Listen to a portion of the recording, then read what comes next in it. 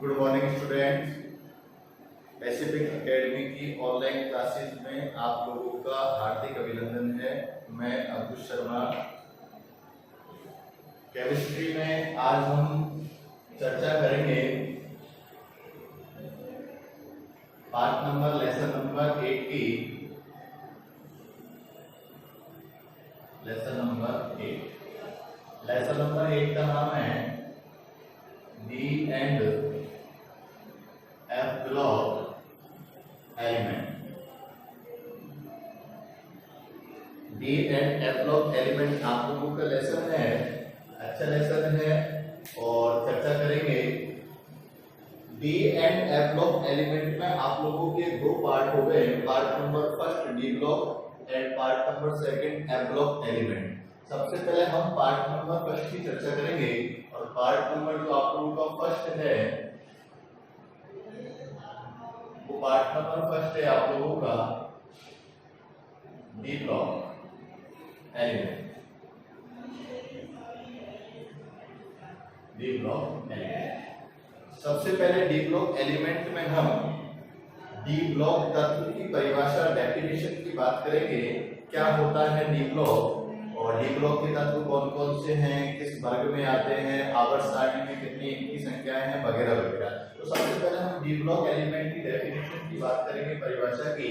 तो जिस प्रकार डेफिनेशन परिभाषा, तो आप लोगों ने एस ब्लॉक एलिमेंट की, एस ब्लॉक के तत्व की परिभाषा पढ़ी होगी, पी ब्लॉक की पढ़ी होगी। तो उसी प्रकार हम डी ब्लॉक की भी पढ़ेंगे। तो एस ब्लॉक की आप लोगों ने पढ़ी होगी, वे तत्व जिनका अंतिम इलेक्ट्रॉन एस कोश में प्रवेश करे।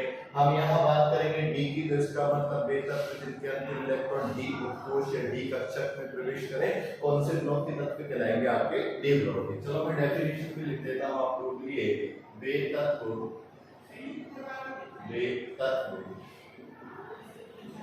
जिनके अंतिम इलेक्ट्रॉन n-1 डी कक्षक में प्रवेश करें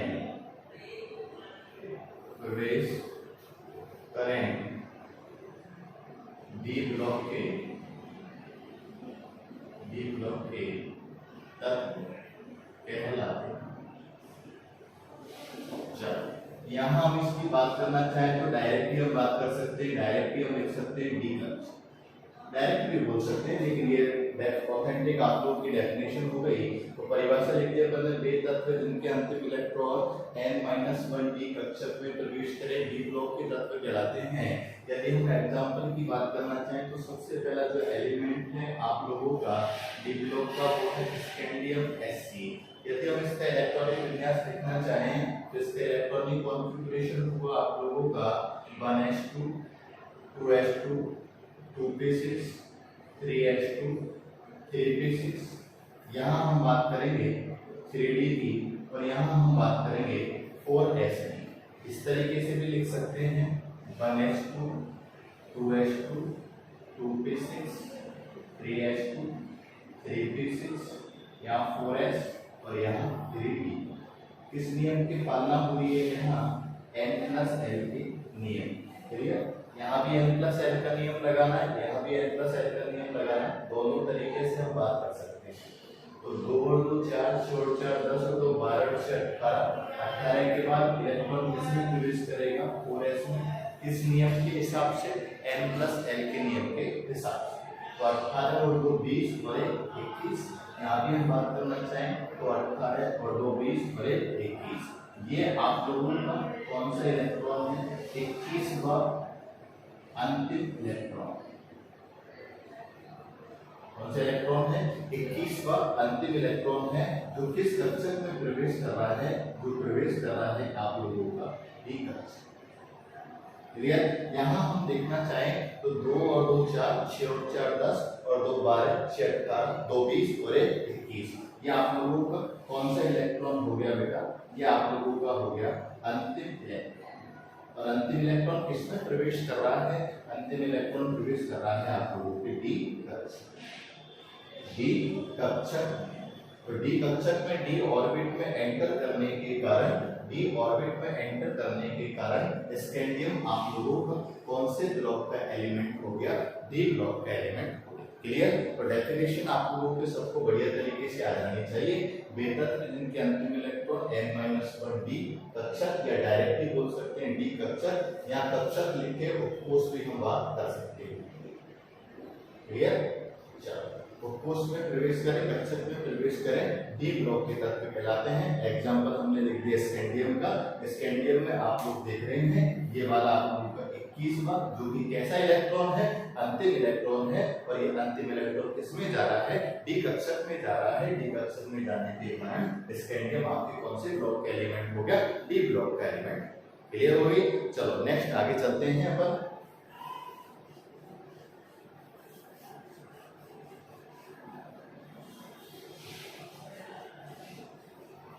डेफिनेशन के बाद इनका सामान्य इलेक्ट्रॉनिक विन्यास, सामान्य इलेक्ट्रॉनिक विन्यास।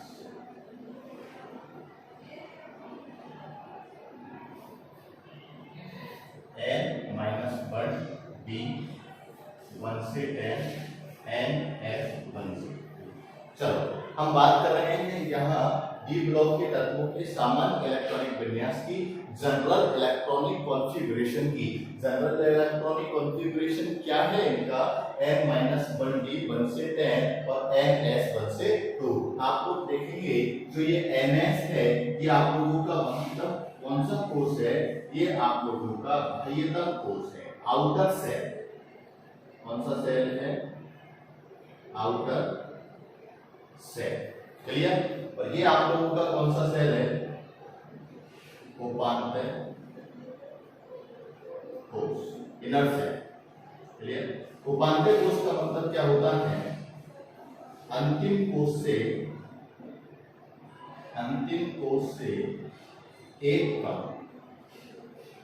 चल अंतिम कोष से एक कम आप लोगों का ये कौन सा कोष होता है, उपांत कोष। उपांत कोष। और ये आप लोगों का कौन सा कोष है, बाह्यतम कोष। क्लियर।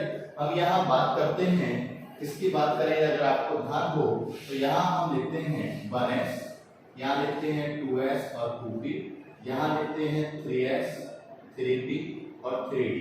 तो एक बात हमारे समझ में आ गई कि डी कक्षक का जो प्रारंभ होता है, डी कक्षक का जो प्रारंभ होता है वो n बराबर कितने से होता है, 3 से होता है। क्लियर। ये आप लोगों ने पढ़ लिया था, आप लोगों ने इसमें क्वांटम संख्याओं के अंतर्गत ये जानकारी 11th क्लास में प्राप्त कर ली थी।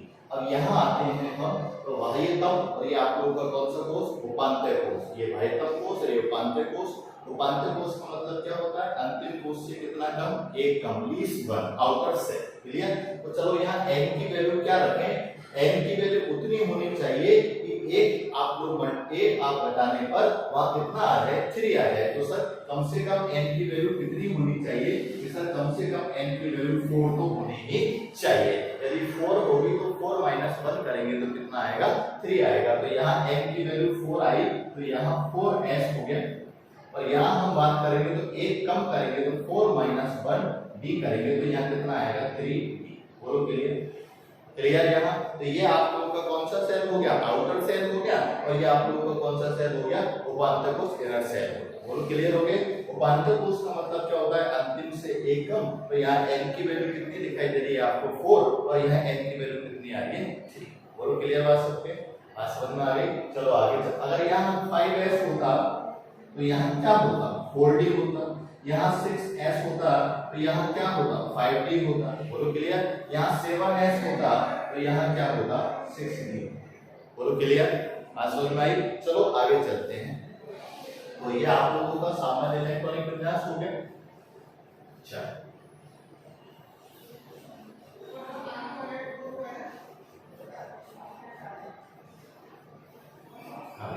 सामान्य इलेक्ट्रॉनिक विन्यास के बाद जरा दोबारा लिख देता हूँ। सामान्य इलेक्ट्रॉनिक विन्यास क्या था आप लोगों का, n-1 d 1 से 10 और n-s 1 से 2। अब यदि मैं बात करना चाहूँ आप लोगों से कि डी ब्लॉक के तत्वों को आवर्त सारणी में, आधुनिक आवर्त सारणी में कितनी श्रेणियों में विभाजित किया गया है, तो आप लोग ध्यान रखेंगे सामान्य इलेक्ट्रॉनिक विन्यास के आधार पर, depend to general electronic configuration. सामान्य इलेक्ट्रॉनिक विन्यास के आधार पर डी ब्लॉक के तत्वों को आवर्त सारणी में 4 श्रेणियों में विभाजित किया गया है। तो मैं यहाँ लिख देता हूं आप लोगों के लिए डी ब्लॉक एलिमेंट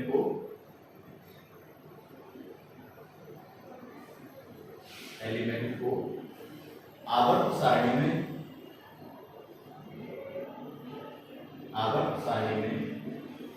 4 श्रेणियों में विभाजित किया गया है। 4 श्रेणियों में विभाजित किया गया।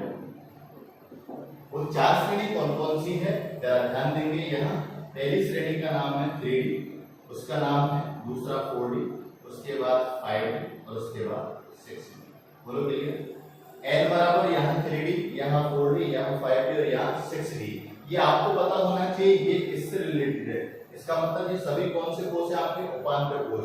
यदि वाइटम कोष की बात करो तो यहाँ 3 है तो यहाँ 4s, यहाँ 4 है तो यहाँ 5s, यहाँ 5 है तो यहाँ 6s और यहाँ 6 है तो यहाँ 7s। क्लियर। अब आपको सबसे अच्छी बात क्या करनी थी, 4 ही श्रेणी क्यों, 4 ही सीरीज में विभाजित क्यों किया गया है। क्या 5 श्रेणियों में विभाजित नहीं कर सकते? तो मैं आपको बता दूं पूरी की पूरी आवर्त सारणी जो कि आधुनिक आवर्त सारणी है वो कितने आवर्त में बांटी गई है, कितने आवर्त में विभाजित है, वो 7 आवर्त में आप लोगों की विभाजित है। तो जब सोचो यहाँ L की वैल्यू कितनी आएगी, तो सर L की वैल्यू यहाँ 7 आएगी, इसका मतलब 7s आएगा। क्लियर। तो 7s आएगा तो यहाँ 7 जो रखेंगे तो 7 - 1 करेंगे। चलो कर देते हैं 7 - 1 किया D, 7 - 1 किया D तो कितना आया आप लोगों का 6D आया। बोलो क्लियर। इसलिए डी ब्लॉक के तत्वों को आवर्त सारणी में कितनी श्रेणियों में विभाजित किया गया है, 4 श्रेणियों में विभाजित किया गया है। 3D श्रेणी, 4D श्रेणी, 5D श्रेणी और 6D श्रेणी। 3D श्रेणी को आप लोग क्या बोलेंगे, प्रथम संक्रमण श्रेणी, प्रथम संक्रमण श्रेणी, फर्स्ट ट्रांजिशन सीरीज। इसको क्या बोलेंगे अपन बेटा, द्वितीय संक्रमण श्रेणी। इसको क्या बोलेंगे अपन बेटा, तृतीय संक्रमण श्रेणी। इसको क्या बोलेंगे बेटा अपन, चतुर्थ संक्रमण श्रेणी। बोलो क्लियर। प्रथम संक्रमण श्रेणी में आप लोग देखेंगे स्कैंडियम से और कितने तक है बेटा, जिंक तक 21 से और कितने तक है बेटा, 30 तक। कितने तत्व शामिल है इसमें बेटा, 10 तत्व शामिल है। अभी जो हमको अध्ययन करना है, जो हमें रीडिंग करना है, वो केवल इसी को पढ़ना है आपको।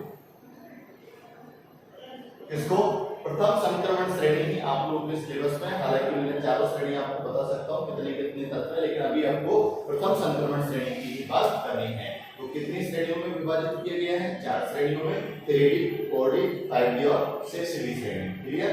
प्रथम 3D श्रेणी को आप क्या बोलेंगे, प्रथम संक्रमण श्रेणी। कितने तत्व शामिल है इसमें आप लोगों के, 10 तत्व शामिल है। कितने से शामिल है, स्कैंडियम से और जिंक तक आप लोगों के कितने तत्व शामिल है इसमें, 10 तत्व शामिल है। बोलो क्लियर होगी बात सबके। आगे चलते हैं।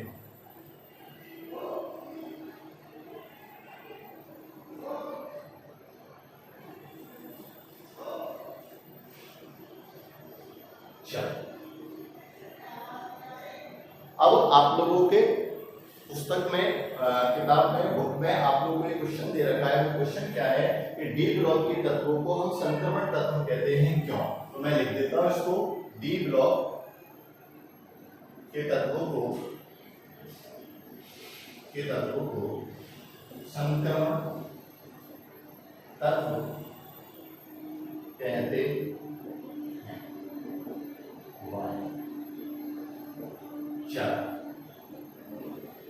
ये बुक में भी दे रखा है, माध्यमिक शिक्षा बोर्ड की किताब में भी दे रखा है, पाठ्यपुस्तक के क्वेश्चन में भी है कि डी ब्लॉक के तत्वों को आप लोग संक्रमण तत्व कह रहे हैं। क्यों कह रहे हैं, तो इसका कारण क्या है कि इनके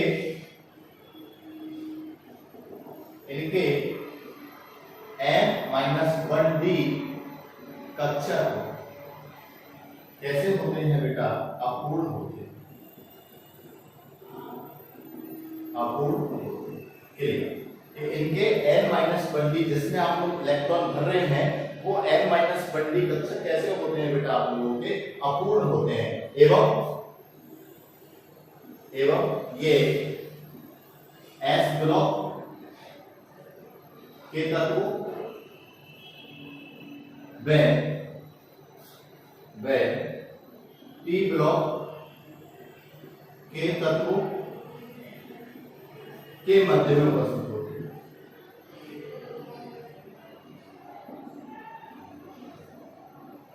के मध्य में उपस्थित होते हैं।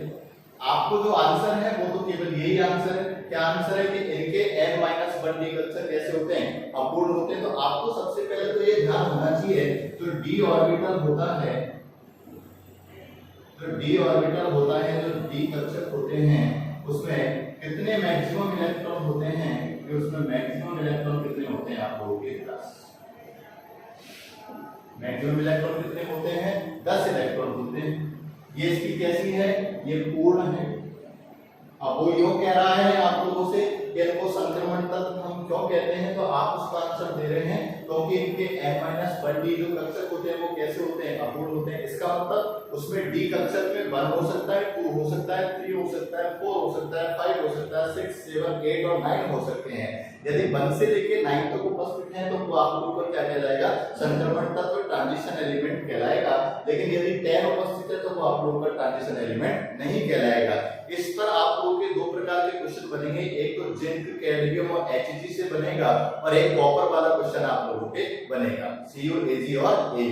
तो दोनों ही क्वेश्चन आप लोग पढ़ेंगे, लेकिन सबसे पहले आपको पता हो जाना चाहिए कि डी ब्लॉक के तत्वों को आप लोग क्या बोल रहे हैं, संक्रमण तत्व बोल रहे हैं। क्यों बोल रहे हैं संक्रमण तत्व, क्योंकि इनके n-1 डी कक्षक कैसे होते हैं, अपूर्ण होते हैं। और अपूर्ण होने के कारण इनको हम लोग क्या बोलते हैं, संक्रमण तत्व। संक्रमण का मतलब एक ये भी होता है कि कोई तत्व या कोई समूह, 2 समूहों के मध्य में उपस्थित हो। तो मैंने यहाँ ये भी लिखा है कि ये S ब्लॉक और P ब्लॉक के मध्य में उपस्थित होते हैं, इसलिए भी इनको अपन क्या बोलते हैं, संक्रमण तत्व कहते हैं। लेकिन आंसर ऑथेंटिक 100% आप लोगों का ये राइट करना है, यही लिखना है आप लोग। क्लियर हो गई। चलो बात कर लेते हैं अब नेक्स्ट क्वेश्चन। चलो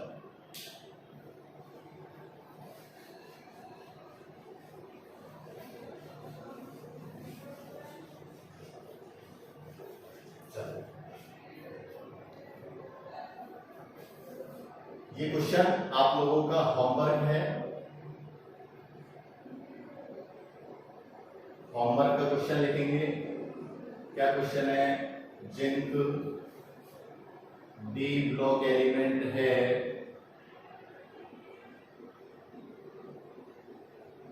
तत्व है, लेकिन